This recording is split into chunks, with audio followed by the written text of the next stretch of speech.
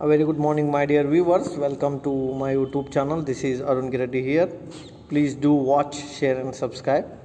So, let us continue the next part of company law, that is duties and responsibilities of managing director. So, ವ್ಯವಸ್ಥಾಪಕ ನಿರ್ದೇಶಕರ ಕರ್ತವ್ಯಗಳು ಮತ್ತು ಹೊಣೆಗಾರಿಕೆಗಳು ಏನು ಅನ್ನೋದನ್ನು ನೋಡೋಣ. What are the important duties performed by the managing director? So, the first important duties of managing director is, as a member of board of director, he has to participate in the formulating objectives and policy making function of the board. It is very clearly that the managing director is a responsible person to make the policy which is necessary to the company. ಅದನ್ನು ನೋಡಿ, ಸಂಸ್ಥೆಗೆ ಬೇಕಾಗಿರತಕ್ಕಂಥ ಪ್ರಮುಖ ನೀತಿಗಳನ್ನು ಜವಾಬ್ದಾರಿಗಳನ್ನು ಅವ್ರು ಏನು ಮಾಡ್ತಾರೆ, ರಚನೆ ಮಾಡ್ತಾರೆ. They are suppose to formulate the objectives, ಉದ್ದೇಶವನ್ನು ರಚನೆ ಮಾಡ್ತಾರೆ. ಸೊ ಸಂಸ್ಥೆಯು ಯಾವ ಉದ್ದೇಶಕ್ಕಾಗಿ ಪ್ರಾರಂಭ ಆಗಿದೆ, ಆ ಉದ್ದೇಶವನ್ನು ಈಡೇರಿಸೋ ಸಲುವಾಗಿ ನೋಡಿರಿ ಅವರು ಉದ್ದೇಶವನ್ನು ರಚನೆ ಮಾಡ್ತಾರೆ. ಆ ಉದ್ದೇಶದ ಜೊತೆಗೆ ಪಾಲಿಸಿ ಮೇಕಿಂಗನ್ನು ಅವರು ರೆಡಿ ಮಾಡ್ತಾರೆ. Simple thing, they have to frame the objective and they have to frame the policies. ಈ ಎರಡು ವರ್ಡ್ ನೆನಪಿಡ್ಬೇಕು. ಆಬ್ಜೆಕ್ಟಿವ್ಸ್ ಆ್ಯಂಡ್ ಪಾಲಿಸಿನ ಅವ್ರು ಏನು ಮಾಡ್ತಾರೆ, ಫ್ರೇಮ್ ಮಾಡ್ತಾರೆ. ಸೊ ಆಬ್ಜೆಕ್ಟಿವ್ಸ್ ಆ್ಯಂಡ್ ಪಾಲಿಸಿ ಯಾರಿಗೆ ಬೇಕಾಗಿರುತ್ತದೋ, ಸಂಸ್ಥೆಗೆ ಬೇಕಾಗಿರುತ್ತೆ. ಹಾಗಾದ್ರೆ what is the duty of a managing director? To frame the policy and to frame the objectives which is necessary for the organisation to run effectively and smoothly ಅಂತ ನಾವಲ್ಲಿ ಹೇಳ್ಬೋದು. Second important duty is to execute the policies laid down by the board of director. To execute the policies which is laid down by the board of director. ಅಂದರೆ ಇದೆ ನಿರ್ದೇಶಕ ಮಂಡಳಿಯವರು ಸೂಚಿಸಿದ ನಿಯಮಗಳನ್ನು, ನೀತಿಗಳನ್ನು ಅವರು ಯಥಾವತ್ತಾಗಿ ಜಾರಿಗೊಳಿಸ್ತಾರೆ ಅಂತ ನಾವಲ್ಲಿ ಹೇಳ್ಬೋದು. ಸೊ ಏನು ನಿರ್ದೇಶಕ ಮಂಡಳಿಯವರು ಯಾವ ನೀತಿಗಳನ್ನು ಫಾಲೋ ಮಾಡ್ತಿರ್ತಾರೆ, ಸೊ ಆ ನೀತಿಗಳನ್ನು ಅವ್ರು ಏನು ಮಾಡ್ತಾರೆ, ಕೂಲಂಕುಷವಾಗಿ ಕಡ್ಡಾಯವಾಗಿ ಏನು ಮಾಡ್ತಾರೆ, ಜಾರಿಗೊಳಿಸ್ತಾರೆ ಅಂತ ನಾವಲ್ಲಿ ಹೇಳ್ಬೋದು. And the third one is he act as a liaison officer between board of director and rest of the organization. ನೋಡಿರಿ, ನಿರ್ದೇಶಕ ಮಂಡಳಿಯ ನಡುವೆ ಹಾಗೂ ಉಳಿದ ಸಂಸ್ಥೆಯ ನಡುವೆ ಪ್ರಧಾನ ವ್ಯಕ್ತಿಯಾಗಿ ಅವರು ಕಾರ್ಯವನ್ನು ನಿರ್ವಹಿಸ್ತಾರೆ. ಲಿಜನ್ ಆಫೀಸರ್ ಆಗಿ ಅವ್ರು ಏನು ಮಾಡ್ತಾರೆ, ಕೆಲಸವನ್ನು ಮಾಡ್ತಾರೆ ಅಂತ ನಾವಲ್ಲಿ ಹೇಳ್ಬೋದು. ಆಮೇಲೆ to interpret and communicate the policy of a company to subordinate the employees. To interpret and communicate the policy of the company to subordinate the employees. ನೋಡಿ, ಉದ್ಯೋಗಿಗಳಿಗೆ ಸಂಬಂಧಪಟ್ಟಂತೆ ನೀತಿಗಳನ್ನು, ನಿಯಮಗಳನ್ನು ಏನು ಮಾಡ್ತಾರೆ, ಅವರು ಕಮ್ಯುನಿಕೇಟ್ ಮಾಡ್ತಾರೆ, ಮತ್ತೊಬ್ಬರಿಗೆ ಸಂವಹನ ಮಾಡ್ತಾರೆ. ಸೊ ಅದನ್ನು ಅವರು ವಿಶ್ಲೇಷಣೆ ಮಾಡ್ತಾರೆ ಅಂತ ನಾವಲ್ಲಿ ಹೇಳ್ಬೋದು. Then to review the operation of a company and present to the board periodically accounts and statistics showing the progress of a company and position of a company. ಅಂದರೆ ಕಂಟಿನ್ಯೂಸ್ ಆಗಿ ಕಂಪ್ನಿ ಪೊಸಿಷನನ್ನು ಏನು ಮಾಡ್ತಾರೆ, ರಿವ್ಯೂ ಮಾಡ್ತಾರೆ. So ಪೊಸಿಷನನ್ನು ಏನು ಮಾಡ್ತಾರೆ, review ಮಾಡ್ತಾರೆ. ಏನು ಬದಲಾವಣೆ ಆಗಬೇಕು, ಏನು ಬದಲಾವಣೆ ಆಗಿದೆ, ಸೊ ಅವೆಲ್ಲವನ್ನು ಅವ್ರು ಏನು ಮಾಡ್ತಾರೆ, ರಿವ್ಯೂ ಮಾಡ್ತಾರೆ, ಕರೆಕ್ಟಾಗಿ ಚೆಕ್ ಮಾಡ್ತಾರೆ ಅಂತ. Then to formulate the employment and compensation plan in accordance with accepted policy of a company. ನೋಡಿ, ಕಂಪ್ನಿಗೆ ಸಂಬಂಧಪಟ್ಟಂಥ ನಿಯಮಗಳನ್ನು, ನೀತಿಗಳನ್ನು ಏನು ಮಾಡ್ತಾರೆ, ಅವರು ಸರಿಯಾಗಿ ಜಾರಿಗೊಳಿಸ್ತಾರೆ ಅಂತ ನಾವಲ್ಲಿ ಹೇಳ್ಬೋದು. Then to appoint a high official of the company. ಕಂಪ್ನಿಗೆ ಬೇಕಾಗಿರ್ತಕ್ಕಂತಹ ಪ್ರಮುಖ ವ್ಯಕ್ತಿಗಳನ್ನು ಅವ್ರು ಏನು ಮಾಡ್ತಾರೆ, ಸಂಸ್ಥೆಗೆ ನೇಮಕ ಮಾಡ್ತಾರೆ. ಆಫೀಷಿಯಲ್ಸ್ಗಳನ್ನು ಏನು ಮಾಡ್ತಾರೆ, ಅವರು ನೇಮಕ ಮಾಡ್ತಾರೆ. Why they are suppose to appoint the officials? Because to run the organisation smoothly, effectively, so the official appointment is necessary ಅಂತ ನಾವಲ್ಲಿ ಹೇಳ್ಬೋದು.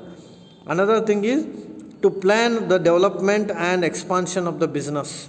ಸೊ ವ್ಯವಹಾರದ ವಿಸ್ತರಣೆಯನ್ನು, ವ್ಯವಹಾರದ ಬೆಳವಣಿಗೆಯನ್ನು ಅವ್ರು ಏನು ಮಾಡ್ತಾರೆ ಅಂತ ನಾವಲ್ಲಿ ಹೇಳ್ಬೋದು. They are suppose to plan and expand the business. So ಯಾಕಂದರೆ ವ್ಯವಹಾರವನ್ನು ವಿಸ್ತರಣೆ ಮಾಡೋದಾಗಿರ್ಬೋದು, ವ್ಯವಹಾರವನ್ನು ಸರಿಯಾಗಿ ನಡೆಸ್ಕೊಂಡು ಹೋಗೋದಾಗಿರ್ಬೋದು. ಸೊ ಈ ಎಲ್ಲ ಜವಾಬ್ದಾರಿಗಳು ಯಾರ ಮೇಲೆ ಇರ್ತಾವಂದ್ರೆ ಮ್ಯಾನೇಜಿಂಗ್ ಡೈರೆಕ್ಟರ್ ಮೇಲೆ ಇರ್ತವೆ ಅಂತ ನಾವಲ್ಲಿ ಹೇಳ್ಬೋದು. Then to organise meeting with all department heads. ಬೇರೆ ಬೇರೆ ವಿಭಾಗಗಳ ಮುಖ್ಯಸ್ಥರು ಇರ್ತಾರೆ. ಸೊ ಆ ಮುಖ್ಯಸ್ಥರ ಜೊತೆಗೆ ಮೀಟಿಂಗನ್ನು ಅರೇಂಜ್ ಮಾಡುವ ರೆಸ್ಪಾನ್ಸಿಬಿಲಿಟಿ ಯಾರ ಮೇಲೆ ಇರುತ್ತೆ, managing director. For example, production manager ಅಂತ ಇರ್ತಾರೆ, ಸೇಲ್ಸ್ ಮ್ಯಾನೇಜರ್ ಅಂತ ಇರ್ತಾರೆ, ಅಕೌಂಟ್ಸ್ ಮ್ಯಾನೇಜರ್ ಅಂತ ಇರ್ತಾರೆ, ಹ್ಯೂಮನ್ ರಿಸೋರ್ಸ್ ಮ್ಯಾನೇಜರ್ ಅಂತ ಇರ್ತಾರೆ. ಸೊ ಆರ್ಗನೈಜೇಷನ್ ಒಳಗೆ ಇವರೆಲ್ಲ ಮ್ಯಾನೇಜರ್ಸ್ ಇರ್ತಾರೆ. ಸೊ ಇವ್ರ ಜೊತೆ ಮೀಟಿಂಗನ್ನು ಅರೇಂಜ್ ಮಾಡುವ ರೆಸ್ಪಾನ್ಸಿಬಿಲಿಟಿ ಯಾರ ಮೇಲೆ ಇರುತ್ತೆ, ಮ್ಯಾನೇಜಿಂಗ್ ಡೈರೆಕ್ಟರ್ಗೆ ಇರುತ್ತೆ. Then to promote high morale among the employees by creating sense of belonging. So ಎಂಪ್ಲಾಯಿಗಳಿಗೆ ಎನ್ಕರೇಜ್ ಮಾಡಬೇಕು. ಸೊ ಎಂಪ್ಲಾಯಿಗಳ ಕಾನ್ಫಿಡೆನ್ಸ್ ಲೆವೆಲನ್ನು ಏನು ಮಾಡಬೇಕು ರೀ, ಹೆಚ್ಚು ಮಾಡಬೇಕು. What is the responsibility of managing director? To increase the confidence level of employees who are working in your organisation. So ಸಂಸ್ಥೆಯಲ್ಲಿ ಕೆಲಸ ಮಾಡ್ತಕ್ಕಂಥ ಉದ್ಯೋಗಿಗಳ ಬೌದ್ಧಿಕ ಮಟ್ಟವನ್ನು ಹೆಚ್ಚಿಸಲು ಅಥವಾ ಅವರ ಬೌದ್ಧಿಕ ಮಟ್ಟವನ್ನು ಉತ್ತೇಜಿಸಲು ಏನು ಮಾಡ್ತಾರೆ, ಕೆಲಸ ಮಾಡ್ತಾರೆ ಅಂತ ನಾವಲ್ಲಿ ಹೇಳ್ಬೋದು. Then to maintain good relation with government and chamber of commerce, trade union and community ಅಂತ ನಾವಲ್ಲಿ ಹೇಳ್ಬೋದು. So they are suppose to maintain good contact with the government and other community members. So ಸರ್ಕಾರದ ಜೊತೆಗೆ ಅಥವಾ ಇತರ ಸಂಸ್ಥೆಗಳ ಜೊತೆಗೆ ಉತ್ತಮವಾದಂಥ ಬಾಂಧವ್ಯವನ್ನು ಹೊಂದ್ತಾರೆ, ಅದು ಅವರ ರೆಸ್ಪಾನ್ಸಿಬಿಲಿಟಿ ಅಂತ ನಾವಲ್ಲಿ ಹೇಳ್ಬೋದು. And to maintain a harmonious relationship among line and staff managers. So they are suppose to maintain a good relation with staff managers and line managers ಅಂತ. ಸೊ ಯಾರು ನಿರ್ವಹಣಾಧಿಕಾರಿಗಳಿರ್ತಾರೆ ಅವ್ರ ಜೊತೆಗೆ ಉತ್ತಮವಾದಂತಹ ಬಾಂಧವ್ಯವನ್ನು ಹೊಂದುವ ಜವಾಬ್ದಾರಿ ಹಕ್ಕು ಅವ್ರಿಗೆ ಇರುತ್ತೆ ಅಂತ ನಾವಲ್ಲಿ ಹೇಳ್ಬೋದು. Another important duties and responsibilities to approve the disapprove development plans submitted by the senior executive and placed before the board for approval. So board ಮುಂದೆ ಅಪ್ರೂವಲ್ಗೆ ಡಾಕ್ಯುಮೆಂಟ್ಸನ್ನು ಇಡುವ ಅಧಿಕಾರ ಯಾರಿಗಿರುತ್ತೆ ರೀ, ಮ್ಯಾನೇಜಿಂಗ್ ಡೈರೆಕ್ಟರ್ಗೆ ಇರುತ್ತೆ. And they are suppose to place the order in front of a board for approval ಅಂತ. And another thing is to establish a system of budgetary control by which actual performance of a company may be evaluated against the planned course of action. ನೋಡಿ, plan course of action ಅಂದರೆ ಎಷ್ಟು ಕೆಲಸ ಆಗಬೇಕಾಗಿದೆ ಅನ್ನೋದನ್ನು ಅವರು ಕರೆಕ್ಟಾಗಿ evaluation ಮಾಡ್ತಾರೆ. So they are suppose to evaluate the work, actual work which is done for the organisation. So ಸಂಸ್ಥೆಗೆ ಬೇಕಾಗಿರ್ತಕ್ಕಂಥ ಕೆಲಸ ಎಷ್ಟು ಅನ್ನೋದನ್ನು ಅವರು ಪರಿಶೀಲನೆ ಮಾಡ್ತಾರೆ, ಕರೆಕ್ಟಾಗಿ ಅನಾಲಿಸಿಸ್ ಮಾಡ್ತಾರೆ. And to administer the production and sales activity of a company. So ಸಂಸ್ಥೆಯ ಮಾರಾಟ ಚಟುವಟಿಕೆಗಳನ್ನು ಅಥವಾ ನಿರ್ವಹಣೆಯನ್ನು ಅವರು ಸರಿಯಾಗಿ ಮಾಡ್ತಾರೆ. ಎಷ್ಟು ನಿರ್ವಹಣೆ ಆಗಬೇಕಾಗಿರುತ್ತೆ, ಅದರ ಆ್ಯಕ್ಟಿವಿಟಿ ಏನು, ಸೊ ಇವೆಲ್ಲ ಪ್ರತಿಯೊಂದನ್ನು ಅವ್ರು ಏನು ಮಾಡ್ತಾರೆ, ಅನಲೈಸಿಸ್ ಮಾಡ್ತಾರೆ.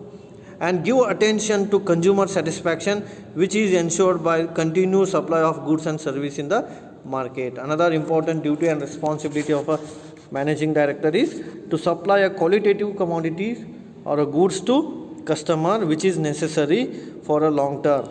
ಸೊ ಕಸ್ಟಮರ್ಗೆ ಬೇಕಾಗಿರ್ತಕ್ಕಂಥ ಗೂಡ್ಸ್ ಆ್ಯಂಡ್ ಸರ್ವಿಸನ್ನು ಏನು ಮಾಡ್ತಾರೆ, ಅವರು ಪ್ರೊವೈಡ್ ಮಾಡ್ತಾರೆ. ಅದು ಎಂಥ ಗೂಡ್ಸ್ ಅಂದ್ರೆ ಕ್ವಾಲಿಟೇಟಿವ್ ಗೂಡ್ಸನ್ನು ಅವರು ಸಪ್ಲೈ ಮಾಡ್ತಾರೆ. This is the responsibilities and the duties of a managing director. ನೋಡಿರಿ, ಮ್ಯಾನೇಜಿಂಗ್ ಡೈರೆಕ್ಟರ್ ಡ್ಯೂಟಿ ಅಂದರೆ ಲಿಂಕ್ ಆಗಿ ಕೆಲಸ ಮಾಡ್ತಾರೆ. ಅವರು ಪಾಲಿಸಿ, ರೂಲ್ಸ್ ಆ್ಯಂಡ್ ರೆಗ್ಯುಲೇಷನ್ನ ಫಾರ್ಮ್ಯುಲೇಟ್ ಮಾಡ್ತಾರೆ, ಆಫೀಸರ್ ಆಗಿ ಕೆಲಸ ಮಾಡ್ತಾರೆ, ಪಾಲಿಸಿನ ಫ್ರೇಮ್ ಮಾಡ್ತಾರೆ, ಸಬಾರ್ಡಿನೇಟ್ ಜೊತೆಗೆ ಕೆಲಸ ಕರೆಕ್ಟ್ ಮಾಡ್ತಾರೆ, ಕಂಪ್ನಿ ಪ್ರೋಗ್ರೆಸನ್ನು ತಿಳ್ಕೊತಾರೆ, ಕಂಪ್ನಿಗೆ ಎಂಪ್ಲಾಯ್ಮೆಂಟನ್ನು ಅಪಾಯಿಂಟ್ ಮಾಡ್ಕೋತಾರೆ, ಆಫೀಷಿಯಲ್ಸ್ ಜೊತೆಗೆ ಕರೆಕ್ಟಾಗಿ ಡಿಸ್ಕಸ್ ಮಾಡ್ತಾರೆ, ಬಿಸ್ನೆಸ್ ಎಕ್ಸ್ಪಾಂಡ್ ಮಾಡ್ತಾರೆ, ಮೀಟಿಂಗನ್ನು ಅರೇಂಜ್ ಮಾಡ್ತಾರೆ, ಎಂಪ್ಲಾಯಿ ಕಾನ್ಫಿಡೆನ್ಸ್ ಲೆವೆಲನ್ನು ಹೆಚ್ಚು ಮಾಡ್ತಾರೆ, ಯೂನಿಯನ್, ಟ್ರೇಡ್ ಯೂನಿಯನ್ ಜೊತೆಗೆ ಕರೆಕ್ಟಾಗಿ ಬಿಹೇವ್ ಮಾಡ್ತಾರೆ, ಆಮೇಲೆ ಆಫೀಸ್ ಸ್ಟಾಫ್ ಜೊತೆ ಕರೆಕ್ಟಾಗಿ ಬಿಹೇವ್ ಮಾಡ್ತಾರೆ, ಆಮೇಲೆ ಎಕ್ಸಿಕ್ಯೂಟಿವ್ಗೆ ಬೇಕಾಗಿರ್ತಕ್ಕಂಥ ರೂಲ್ಸನ್ನು ರೆಡಿ ಮಾಡ್ತಾರೆ, ಆಮೇಲೆ ಕಂಪ್ನಿಗೆ ಬೇಕಾಗಿರ್ತಕ್ಕಂಥ ಬಜೆಟನ್ನು ಕಂಟ್ರೋಲ್ ಮಾಡ್ತಾರೆ, business course of action maintain ಮಾಡ್ತಾರೆ, sales activity and other activity ಮೇಲೆ ಕಾನ್ಸಂಟ್ರೇಟ್ ಮಾಡಿರ್ತಾರೆ. So these are all considered as a duties and responsibilities of managing directors towards the organisation ಅಂತ ನಾವಲ್ಲಿ ಹೇಳ್ಬೋದು.